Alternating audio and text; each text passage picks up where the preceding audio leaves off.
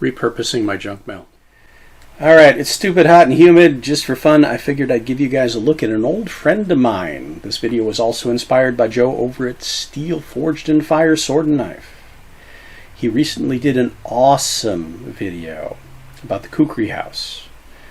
These guys are producing some phenomenal pieces, but they also produce much higher quality and obviously contemporary versions of what I'm about to show you.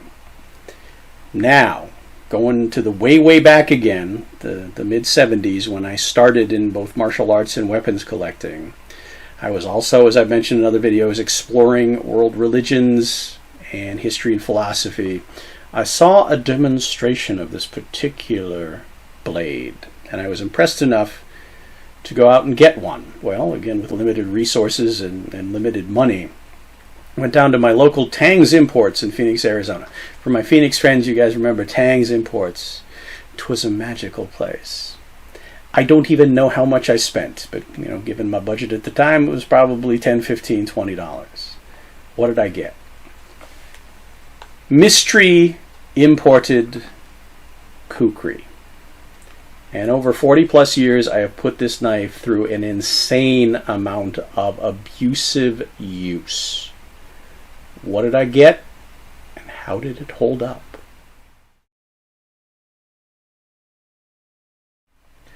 Alright, before we proceed, a little safety tip that I wish I would have learned, well, when I needed it. Unsheathing this thing, especially if it's getting old and there's potential for that blade to come through this side of the sheath scabbard. If you grip it instinctually by basically wrapping your fingers around it, when that happens, you're going to pay for it. And believe me, I know. So, some knowledge I got a little bit too late was that you should habitually grip it only from the spine. Kind of like a taco, right? Either facing this way or this way. Depends on how you're wearing it and how you're reaching for it. But the idea is just don't wrap your fingers all the way around it. Grab it from the back. That way if the blade comes through the scabbard on the way out, you're safe. I wasn't, at least once. Let's talk about that scabbard. So the only thing original still on the scabbard after 40 plus years is what's left of the wood core, which I've had to fill and re-glue multiple times. It was originally covered in a paper-thin kind of patent-looking leather that's long since disintegrated, including a belt loop. It had a little thin sheet metal brass cone tip shape on it. Yeah, that went with the leather. Also, well, the companion knives disappeared. I don't know when, which was pretty sad when I discovered that, because I've since learned what they're good for. So, re-glued it, filled it, covered it in, well, hopefully an attractive new leather outer cover. I haven't put a new belt loop on it yet because I don't quite know exactly what I want it to look like. And I may either try my hand at making those companion knives or seeing if I can buy a pair to make this complete again. Don't know. To be continued. Let's take a look at the knife, though. Now, I learned a little bit about how to use it as a weapon, but I don't consider myself at all properly knowledgeable. I can certainly apply things I know about other kinds of weapons and martial arts to it, but the actual use of this by Gurkha, yeah, I really don't know much. So what I did with this was I applied it a lot to utility use, and for that I found it really very effective.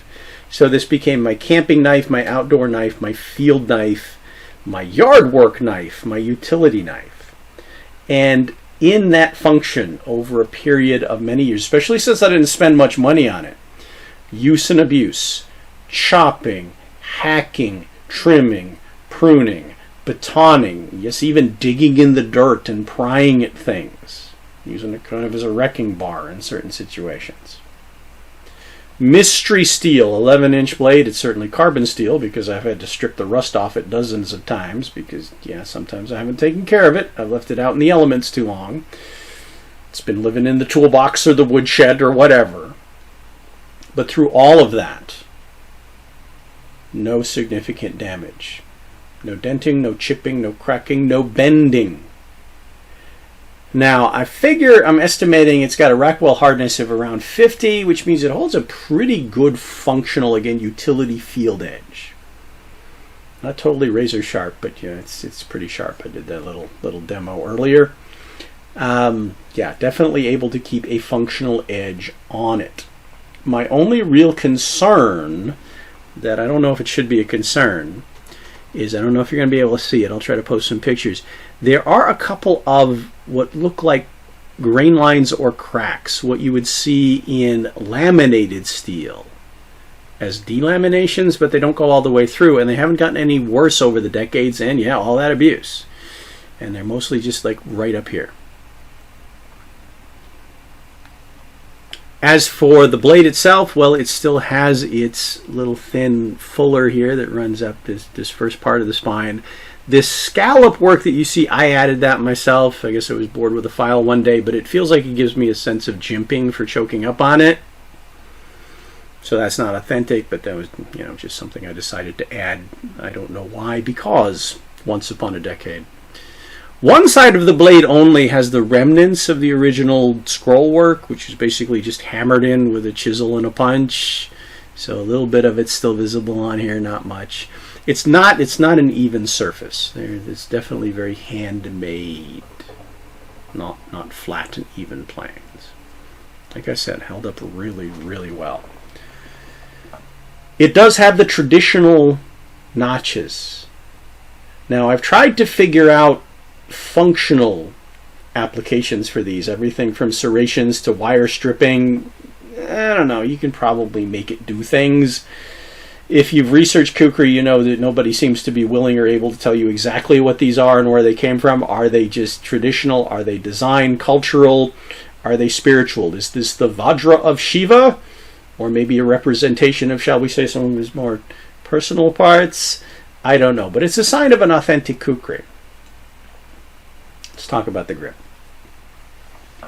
I don't know what the metal is. It doesn't rust, and it's kind of soft and kind of pale looking, so kind of like aluminum or some similar alloy. But you'll notice there is a peened construction to this thing. There's kind of a lion's head, I guess, design on the pommel cap. Same metal in the rivets and the shape. Now, I don't know if any of these rivets go all the way through or they're just decorative. But nothing on this knife, with all that use and abuse and impact and neglect, has come loose at all. The grip itself, I believe, is horn and has shown a little degradation of that organic material with age, kind of like you'd see in old wood. But nothing is cracked, split, or come loose, which, frankly, is amazing. Another thing about the grip, and this is something about weapons blades that come out of India and Pakistan, especially authentic ones, antiques. They're notorious for having short grips. You can talk about the reasons for that. But this grip from here to here, the bolster to the butt cap, is 3 inches long. I have tiny hands, and my hands fill up the whole thing, to the point where I'm a little bit nervous that I might be wandering into these kind of sharp edges of those notches. But not really. For me, it's just barely big enough, and it is phenomenally comfortable. So using this knife in a utility application, yeah. Potentially a weapons martial arts application, yeah.